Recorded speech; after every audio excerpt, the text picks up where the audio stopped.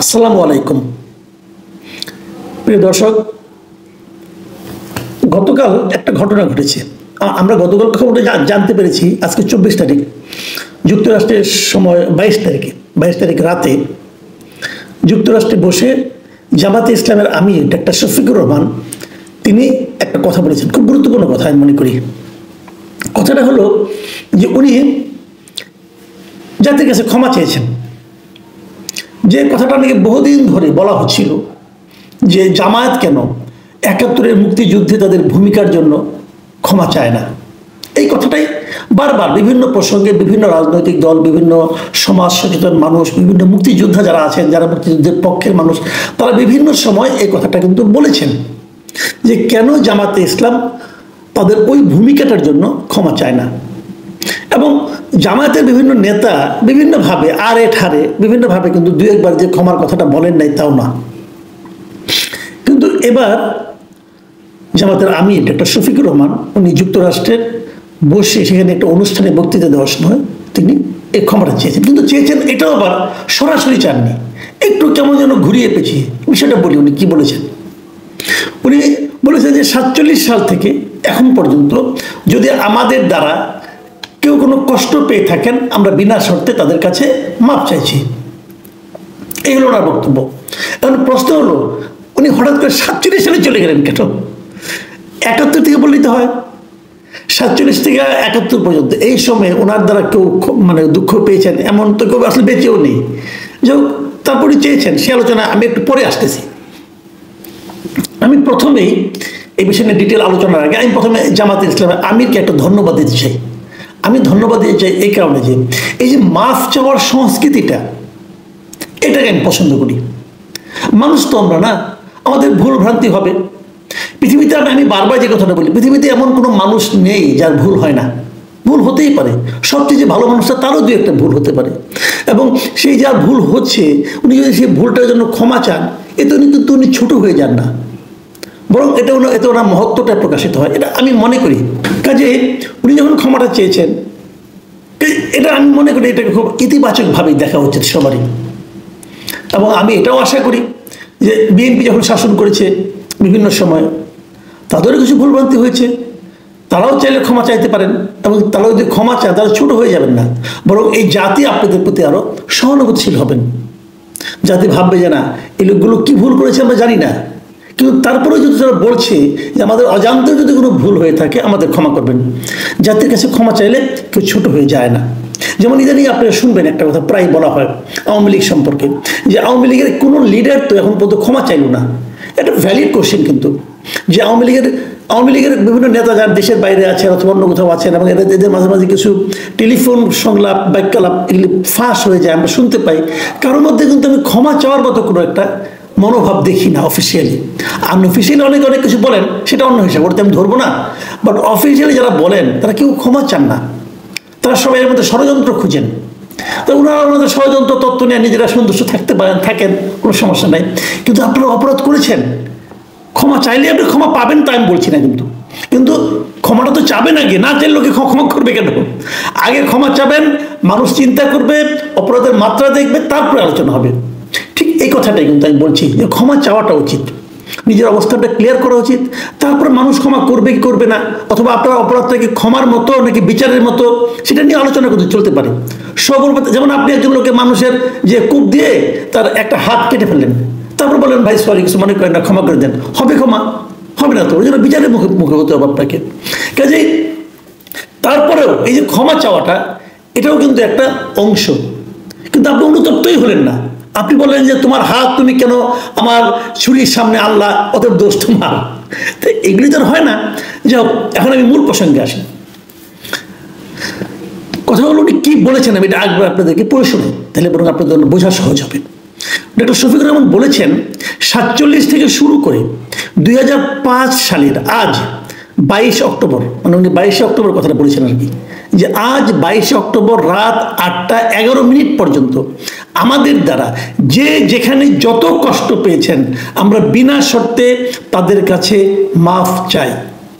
এটা গোটা জাতি হলেও চাই, ব্যক্তি হলেও চাই, কোনো অসুবিধা নাই।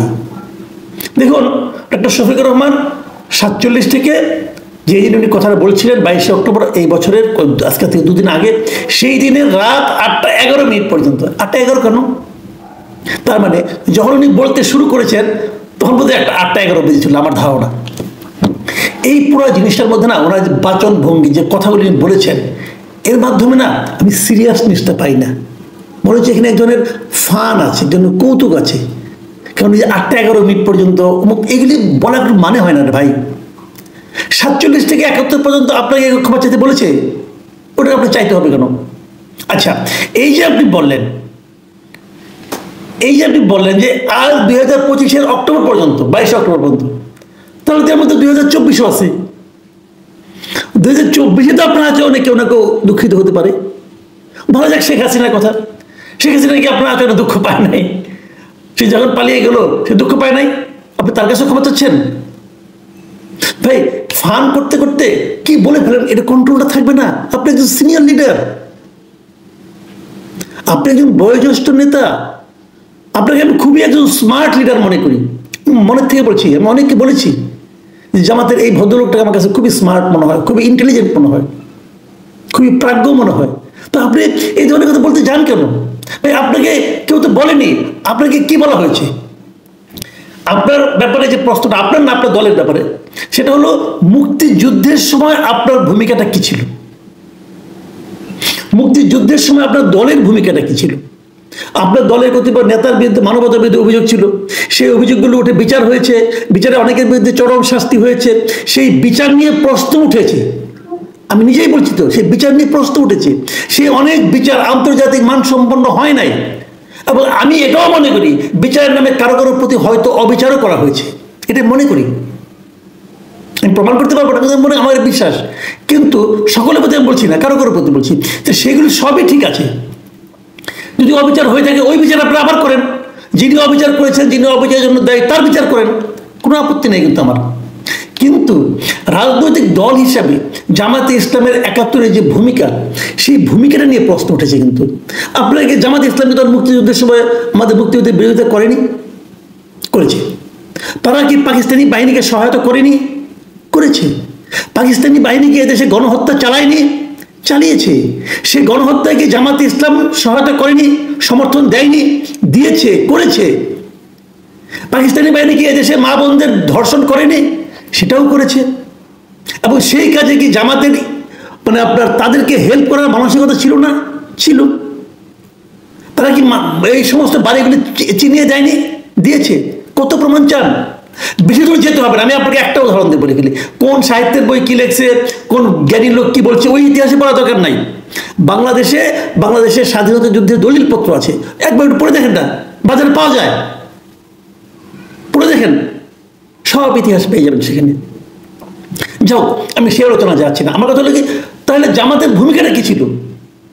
সেই ভূমিকার আপনি সমালোচনা করা হচ্ছে, সেই ভূমিকার জন্য আপনি বলবেন যে আমার দল ওই সময় যে ভূমিকাটা রেখেছিল সেই ভূমিকাটা ঠিক না। ওই সময় আপনি ছিলেন না, ওই সময় হয়তো আপনি জন্ম হলো ছোট ছিলেন, ওই সময় আপনি দলের কেউ ছিলেন না, ওই সময় আপনার দল করার বয়সও হয় নাই, আপনাদের এখনকার যে নেতৃত্ব কারোরই সেই বয়স হয় নাই। তো ওইটাই বলেন আমার এই দল তখন যেটা করেছিল। এখন যে কাজটা এখন আওয়ামী লীগের জন্য হচ্ছে, আপনারা আওয়ামী লীগের বিচার করছেন, আমরা এই যে দল হিসেবে আওয়ামী লীগের যদি কোনো ভূমিকা রেখে থাকে তার বিচার হবে। তাহলে দল হিসেবে 71 সালে জামাতের কি ভূমিকা ছিল তার বিচার হবে না কেন? হওয়া তো উচিত। বলবে আগে হয় না কেন? আগে হয় না কেন? আগে তো দল হিসাবে বিচার করার কোনো নিয়ম আগে ছিল না, কোনো আইন আগে ছিল না। এই আইনটা এই সরকার এখন যুক্ত করেছে আইসিটি আইনে, যে এই আন্তর্জাতিক মানবাধিকার বিরোধী আচরণের জন্য যে বিচারের জন্য যে ট্রাইব্যুনাল, সেখানে এখন দলেরও বিচার করা যায়। আমি তো মনে করি এখানে জামাতের বিরুদ্ধে মামলা হওয়া উচিত।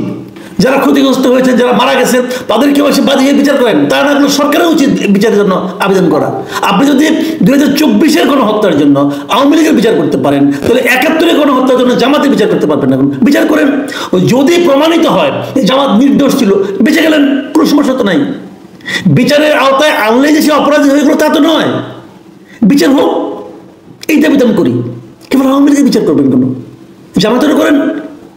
আপনারা বিচার, আপনারা যদি ক্ষমা চান, এই দলীয়ভাবে আমরা ক্ষমা চাইলাম, আমাদের দল ওই সময় যারা নেতৃত্বে ছিল তারা ভুল করেছে, এই জন্য তাদের পক্ষ হয়ে অথবা আমাদের দলের পক্ষ হয়ে আমরা ক্ষমা চাই, এটা বলেন। বললেও কিন্তু বিচার হতে পারে।